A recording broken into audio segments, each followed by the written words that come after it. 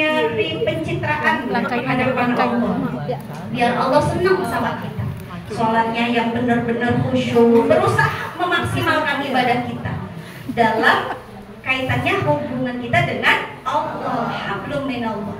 Ketika ibadah, jadikan semuanya itu maksimal. Mulai dari ketika mau sholat, misalnya wudhunya maksimal sesuai dengan aturan wudhu yang kita pelajari. Jangan seada-adanya doang. Ini mentang-mentang lagi kondangan, ya, udah waktunya sholat, belum ketemu pengantin, ya, tapinya keburu azan maghrib habis, kita mau sholat. Nah, ini muka udah tebal make up, ya, pipi udah glowing, bulu mata udah pada ting gitu, ya. Dan kalau kita wudhu pada habis nih, akhirnya wudhunya pencet-pencet doang dah. Nah, begitu bener apa enggak tuh? Salah. Wudhu sempurna kalau pengen ibadah kita diterima. Mulai dari wudhunya, kemudian sholatnya, ikutin aturan-aturan yang kita pelajari itu dalam ilmu fikih, ya. Kemudian ketika sholat, fokuskan kekhusyuan kita hanya kepada Allah. Tuh kan gampang-gampang susah tuh kayak begitu, ya Bu, ya. Gampang apa susah? Gampang-gampang susah. Kadang-kadang bisa, kadang-kadang lupa, ya. Allahu Akbar, apalagi cucu narik-narik baju, pengen jajan, ada tukang es krim, ya. Udah pikiran kemana-mana. Ya, jadi kata Sayyidina Ali, ketika kita lagi ibadah, jadilah sebaik-baik manusia. Nyari pencitraan di hadapan Allah, biar Allah senang. Jadi maksimal ibadah kita. Demikian pula yang dilakukan oleh Rasulullah, dicontohkan oleh Rasulullah. Contohnya tadi, beliau sholat sampai bengkak-bengkak kakinya, ya. Itu menjadi bukti bahwa beliau itu betul-betul maksimal dalam menjalankan ketaatan kepada Allah. Kemudian kata Sayyidina Ali, wa kun indan nafsi syarran nas, jadilah pada dirimu sendiri seburuk-buruknya manusia. Kalau kita pada diri kita nih, biar tadi kita paling cakep, paling kaya, paling pinter, paling segala-galanya dah. Kalau kita udah merasa begitu, akhirnya apa yang ada? Kita meremehkan orang, sombong. Padahal tadi tuh, ya, artis aja yang dulu terkenal, ketika dia udah tua, apalagi dia kena stroke, ya dia bangkrut, akhirnya peot, ya. Orang-orang yang dulu mengagung-agungkan dia pada kabur. Nah, kita bukan siapa-siapa, ya. Bukan artis. Bagaimana kalau kita begitu juga ujung-ujungnya kita? Ya, untuk bilang jadi kalau dalam hati kita itu merasa, ya Allah, saya ini orang yang paling jelek gitu, ya, dalam diri kita. Ketemu orang, jadi jangan-jangan dia itu lebih rajin puasanya, lebih rajin ibadahnya. Ketemu anak kecil, ya Allah, ini anak kecil, walaupun masih kecil, tapi barangkali dia lebih mulia di sisimu, ya Allah, karena dia nggak ada dosanya, lebih suci, gitu tuh, ya. Ketemu orang miskin, ya Allah, ini orang pasti lebih banyak syukurnya daripada saya. Ketemu orang kaya, ya Allah, ini orang kaya pasti banyakkan sedekahnya daripada saya, begitu tuh. Jadi terbangun sikap-sikap, perasaan-perasaan kayak begitu. Ini pesan Sayyidina Ali, wa kun indan nafsi syarran nas. Jadilah pada dirimu seburuk-buruk manusia, sehingga kita nggak sombong, ya. Jangan-jangan saya ini paling jelek, jangan-jangan. Nah, ketika seperti itu akhirnya kita nggak sombong.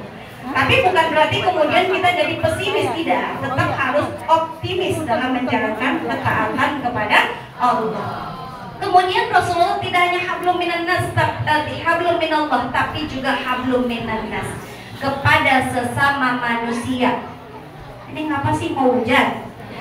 Wah Allah, udah pada pengen pulang? Bubar. Party mau disyuting. Gak apa-apa, ya. Ini tandanya berkah nih. Amin ya Allah. Baru mendung, udah krimis sedikit ya. Iya, sedikit lagi ya Bu, ya. Iya, pesan Rasulullah, wa khaliqin nasa bi khuluqin hasan. Pergaulilah manusia dengan akhlak yang baik. Ini contohnya Nabi banyak banget kalau bicara tentang ini, ya. Nggak usah yang jauh-jauh, kepada istrinya sendiri. Bagaimana Rasulullah kepada Khadijah, kepada Aisyah, kepada yang lain-lain, semuanya beliau mencontohkan adab suami, akhlak suami kepada istri kudu bagaimana. apalagi kepada sesama manusia yang lain.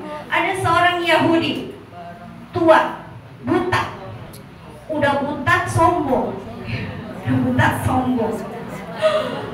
dia kagak demen sama Nabi Muhammad, ya, tinggalnya, duduknya, mangkalnya di ujung pasar.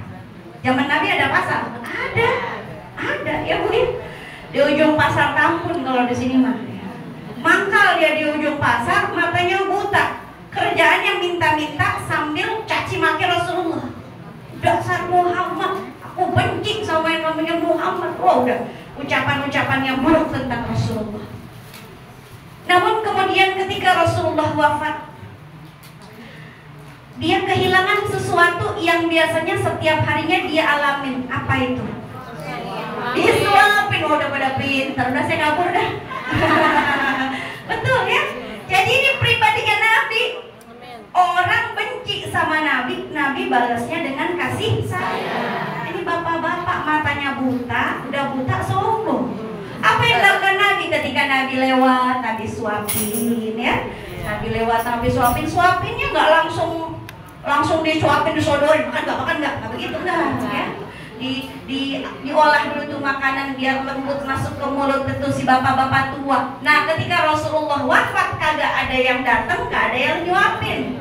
Nih bapak-bapak kehilangan langganan, ya. Mana langgananku, kata dia. Ternyata Sayyidina Abu Bakar ketika itu melewati si bapak tua tadi, dia mendengarkan curahan hati si bapak-bapak. Ternyata yang nyuapin itu siapa? Adalah baginda Nabi Sallallahu Alaihi Wasallam. Nangis itu bapak-bapak ketika dikasih tahu, karena dia buta, dia nggak tahu ya. Nangis dia, akhirnya mendapat hidayah dari Allah dan masuk Islam. Tuh akhlaknya Rasulullah. Begitu juga terhadap orang yang tadi tuh ngeludahin, lemparin kotoran. Suatu ketika Nabi lewat, langganannya kagak ada. Kata Nabi, kemana ini orang yang biasa ngelemparin kotoran? Ternyata dia sakit, ya. Akhirnya didatengin rumahnya, kaget dia. Mau ngapain kesini? Katanya. Saya lagi sakit. Oh, pantesan ditungguin kagak ada. Katanya. Biasanya saya lewat gang ini ada yang ngeludahin. Kata dia, saya lagi sakit. Ya udah. Akhirnya Rasulullah ngapain? Nengokin, ya, nengokin, bawain apel, bawain jeruk. Kagak ada di sini ya? Ibu temenan dibawain jeruk apa dikasih duit? Semuanya maruk amat ya. Dibawain apa aja sama Rasul. Akhirnya tuh bapak-bapak nangis dan masuk Islam. Jadi akhlak ini menjadi sangat penting. Makanya Rasul tadi berkata, Nabi diutus ke tengah-tengah kita adalah untuk menyempurnakan akhlak. Kalau sekarang ada orang Islam yang mulutnya kagak bisa dijaga, sukanya caci maki orang lain, sukanya kepoin urusan tetangga. Ada yang begitu? Sukanya ngintipin urusan tetangga. Ada? Belum di Nurul Iman ada? Oh banyak. Ini bagaimana bilang mau jadi umatnya Rasulullah. Nabi nggak pernah ngajarin kita kayak begitu, ya Bu ya. Akhlak jadi patokan utama. Wa khaliqin nas bi khuluqin hasanin. Nah, kalau dalam perkataan Sayyidina Ali tadi lanjutannya wa kunna indan nasi rajulan minan nas. Jadilah kamu di antara manusia itu wajar-wajar aja, manusia biasa-biasa aja. Jadi biarpun kata kita punya pangkat tinggi ya, biarpun kita punya jabatan tinggi, biasa-biasa aja. Kadang-kadang ada nggak bupati yang mau nongkrong-nongkrong sama warga di jalanan? Kagak ada ya. Kadang-kadang baru jadi RT aja suka udah lupa. Ada nggak Bu RT di sini? Baru jadi RT udah lupa. Saya pejabat. Bagaimana jadi presiden? Biasa-biasa aja, karena semua itu harta kita, pangkat kita, jabatan kita, kecantikan kita, ilmu yang kita punya, semua titipan Allah. Jadi biasa-biasa aja. Kata Sayyidina Ali, gak usah merasa kita nih gue nih yang paling keren, paling hebat, paling harus dihormatin, gak usah begitu. Karena ujung-ujungnya kita akan mati juga. Semuanya gelar kita adalah almarhum. Kan gitu ya. Rasulullah adalah suri tauladan terbaik. Dan di antara sabda Nabi yang paling sering juga disebut-sebut ya, Nabi sering mengingatkan kita tentang tetangga nih. Karena tetangga orang yang paling dekat sama kita. Ya, betul nggak? Apalagi di sini misalnya ada orang dari Sukabumi, ada dari Sukabumi. Keluarga pada di Sukabumi, yang ada di sini bukan keluarga, tetangga. Suatu ketika Nabi bilang, wallahi la yu'min, demi Allah nggak beriman. Wallahi la yu'min, demi Allah nggak beriman. Wallahi la yu'min, demi Allah nggak beriman. Sampai 3 kali Nabi bilang. Kemudian sahabat nanya, siapa sih ya Rasul yang nggak beriman itu?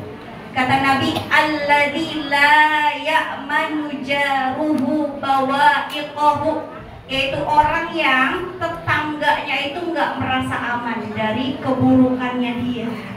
Tuh, jangan sampai kita dikatain sama Rasulullah termasuk orang yang nggak punya iman. Kenapa? Gara-gara tadi tetangganya, waduh mau mana tuh dia?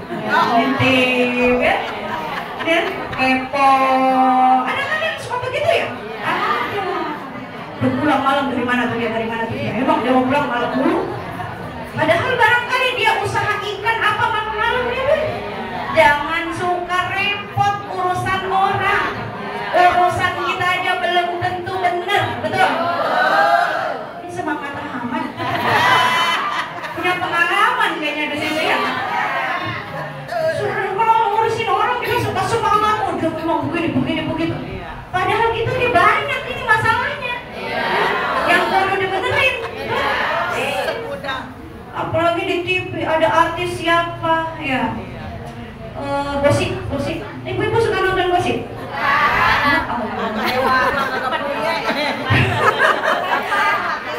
Apa yang lagi viral sekarang? Hah? Nikita. Oh iya, kenal emang Nikita Mirzani? Emang Nikita Mirzani kenal sama kita? Ada. Nah, ngapain repot-repot ngurusin Nikita Mirzani? Ya, urusannya tuh si Loli itu anaknya Nikita Mirzani. Kenal juga sama Loli ya? Kadang-kadang kita gitu tuh, sibuk banget ngurusin urusan orang. Si anu begini, si ini begini, sampai apal dari bab 1 sampai bab akhir hatam. Padahal kagak ada urusannya sama kita. Ya. Min husni islamil mar'i tarkuhu ma la ya'ni. Kata Nabi lagi nih, termasuk kecakapan, kesempurnaan, bukti bagusnya Islamnya seseorang, dia itu nggak meninggalkan segala sesuatu yang nggak ada gunanya buat dia. Tuh. Jadi kalau nggak ada urusannya sama kita, kagak ada gunanya buat kita, kagak usah diurusin, capek-capekin doang. Mikirin orang yang kagak mikirin kita, ngapain? Ya, ngurusin urusan orang yang kagak ada urusannya sama kita, ngapain? Sibuk aja sama urusan diri kita sendiri, karena nanti pada hari akhirat yang disuruh bertanggung jawab tentang urusan kita adalah kita. Orang kagak ada yang peduli, orang kagak ada yang ngeh. Jangankan orang lain, bapak kita, emak kita, anak kita, cucu kita, kagak ada yang peduli. Semua kita sendirian harus mempertanggungjawabkan diri kita sendirian. Bayangkan kita ada di hari itu, nasib kita kayak bagaimana? Pengennya baik apa jelek? Baik.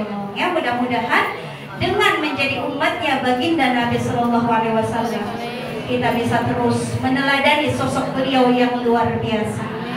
Hubungan dengan Allah kita baik, hubungan dengan sesama manusia kita juga sama-sama baik. Kita perbaiki kalau masih ada yang belum baik, insya Allah. Mudah-mudahan pada akhirnya nanti kita dapat syafaat dari baginda Nabi dan sama-sama dikumpulkan dengan beliau di surganya Allah. Amin. Ya Rabbal Alamin. Ya Nabi, salam alaika.